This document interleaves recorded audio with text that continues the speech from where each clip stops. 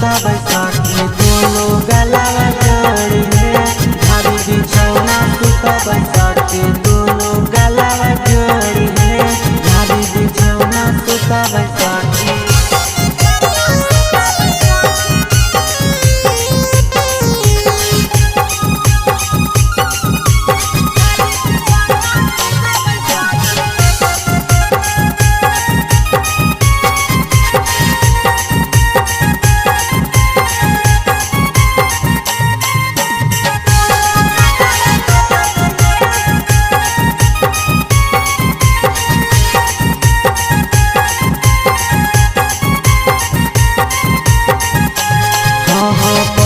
लिखल हमर बलमुआ इंग्लिश में करे बात है।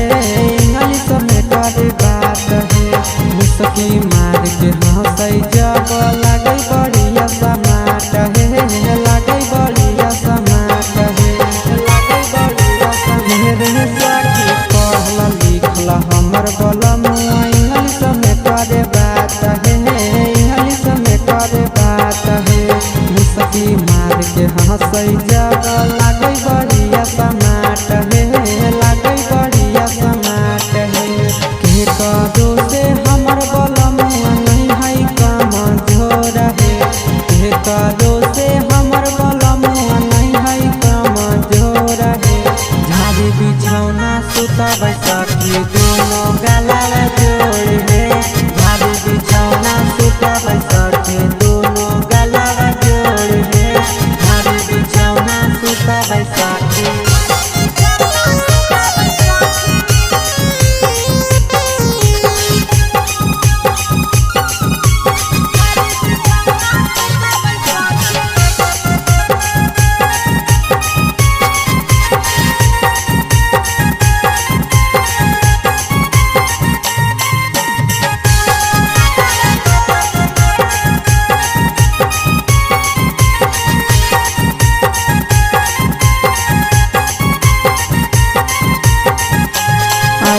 जैसन खोजो हलिया गुआ देला कैसाखी खोज है। देला कैसाखी खोज है।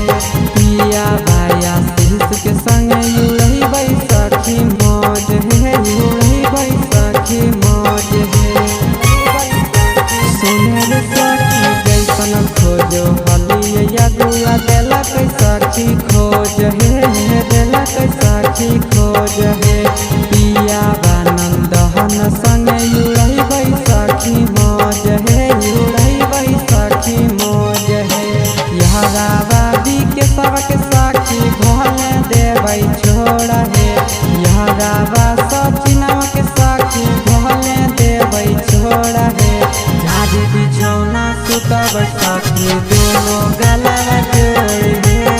झाड़ी बिछौना सुता बैसाखी दोनों गलावा जोड़ी है। झाड़ी बिछौना सुता बैसाखी mix by Yadav films Bhojpuri.